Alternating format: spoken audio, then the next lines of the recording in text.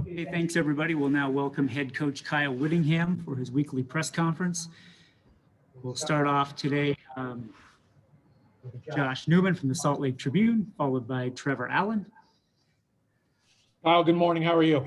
Morning, Josh. Doing okay.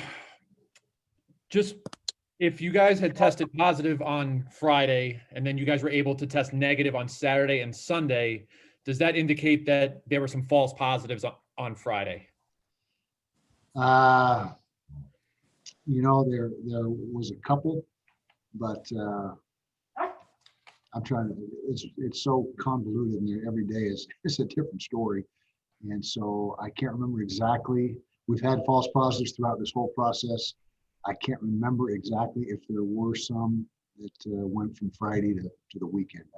I couldn't tell you for certain, but maybe one.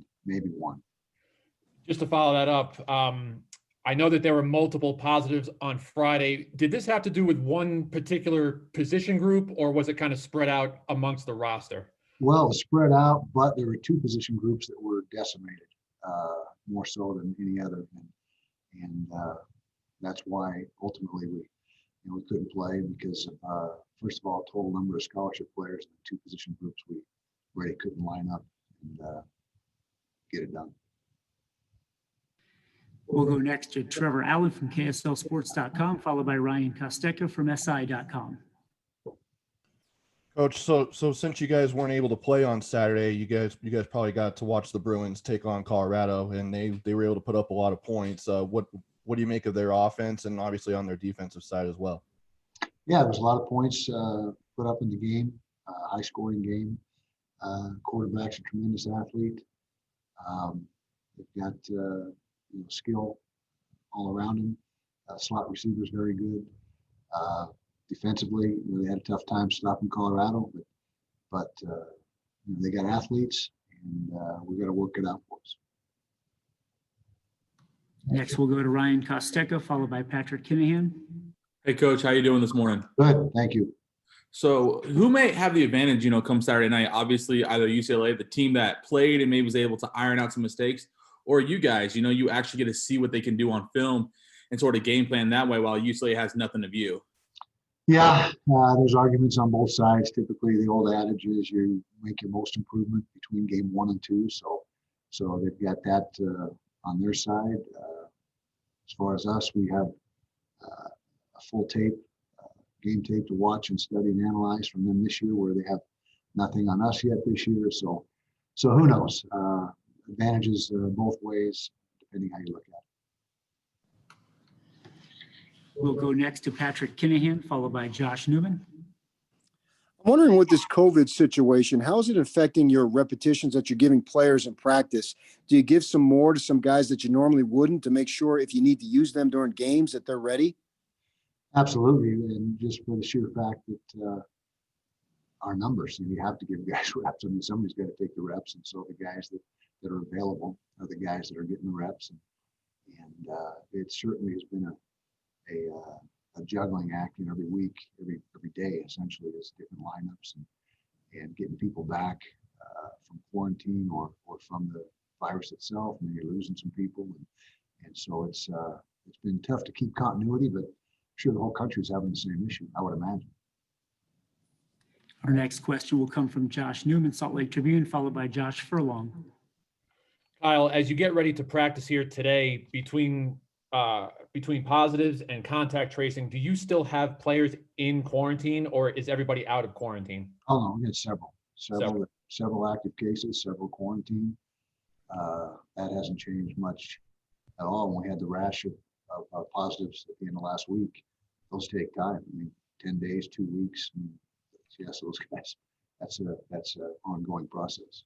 Just to follow that up real quick, the statement that the athletic department released last night indicated that there were some staff members that had also tested positive. Is that accurate, that some on your staff are positive? Yes. Next, we'll go to Josh Furlong, followed by Chris Kamrani from The Athletic. We haven't talked to you since you got your contract extension. I know you've been kind of on record as saying you haven't necessarily wanted to coach past 65. So What is kind of the rationale behind that? Obviously consistency, but like what do you feel like is the benefit of being able to have that extension through 2027? Well, I think for recruits, knowing that the staff in the program is stable and has the backing of the university, whether they finish out the contract or not is secondary to the fact that the recruits understand how confident our administration is in what we're doing, and that's really what that predominantly is a vote of confidence, and that's good for recruits to know that. Next question, Chris Comrani from The Athletic. Kyle, we last talked to you on Wednesday morning. Had this been going on throughout the week, or is this something that popped up Wednesday and then into Thursday and Friday? Well, it's been sporadic all through the months that we've been practicing as far as positives. They've shown up here and there, but we had a rash of them on Friday, and so that's why it was such a late notice to have to opt out of the game, and that's when it really hit was Friday and then Saturday as well. And just as a quick follow-up, have you been able to figure out where some of you guys may have contracted the disease? No, who knows? There's so much going on in this county. We're one of the hot spots in the nation. It's everywhere, and so we can't say for certain what happened, or there was really no common thread between the players that tested positive, or very little in common, and so it's out there. I mean, it's unless you're in a complete bubble and having contact with nobody and not touching anything. I mean, it's with what's going on in our county, it's very difficult to stay from getting the virus. Our next question will come from Kyle Bonagura from ESPN.com. Hey, Kyle, if you had a rash of positive cases on Friday and the protocols are 10 or 14 days, how confident are you to be able to play on Saturday? Well, we're trying, and we hope to. Every day is different, and if we get a few more positives this week, then that could knock us out of the game this weekend. So it's a day-to-day thing, and we are doing our best to be able to play the game. But if we have, if we lose many more guys this week, and maybe another situation we're not able to. So we'll just take it day by day and see what happens. But for now that you had enough guys leave isolation and quarantine, so you do currently have enough bodies to be able to play? Barely. We're right on that borderline, and the difference this week is we do have extra time to try to prepare some guys that really have been getting 0 reps because of their status on the depth chart. Whereas when it happened last Friday, we were under the threshold as well, but we also didn't have any time there was no practice left to try to get some of the walk-ons up to speed. It was just an impossible situation. And so at least this week, even though we don't have very many more players, if any, at our disposal than we had last week, at least we have time to try to get some guys trained up as best we can. Got it. Thank you. Next, we'll go to Chris Comrani, followed by Ryan Kostecko. Kyle, I'm not asking for your medical opinion, but I do think there's I do think there's a significant portion of folks in the state that think that this virus is being overblown. And obviously we've seen what the community spread can do when it comes to affecting sports. So I guess I just ask, what would you say to those folks that think that this thing is being overblown? Because obviously this has an effect on your program and their team. So I guess I would just ask, what would you say to those folks that maybe aren't taking this thing as vigilantly as possible?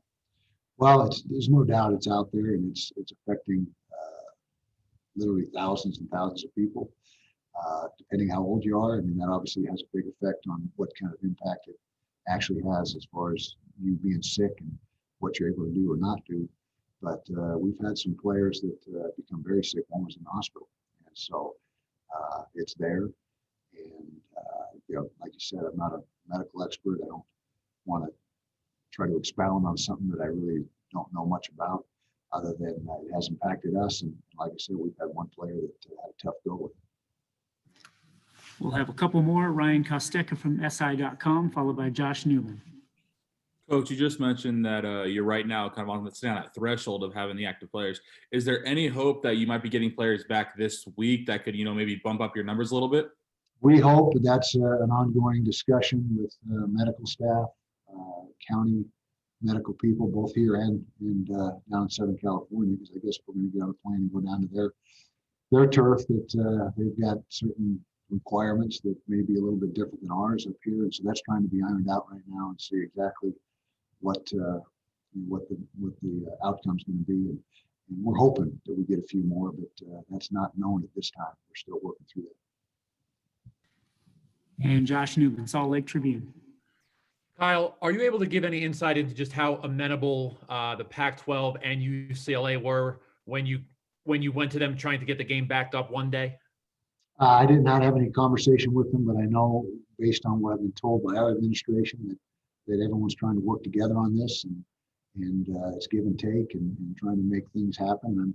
I'm sure that Chip Kelly and his staff weren't too brokenhearted about having an extra day to prepare because it was a short week for both of us. And again, we're on equal footing because of the short week, but that gives them an advantage as well as not having the short turnaround and gives us a chance to have an extra day to get some of these guys up to speed as best we can. Some of these guys that haven't taken really any reps since camp started. As soon as we broke into scout teams, which was after the first week of camp, we got a bunch of guys that are now going to be counted on to help us win. And so that's where we're at.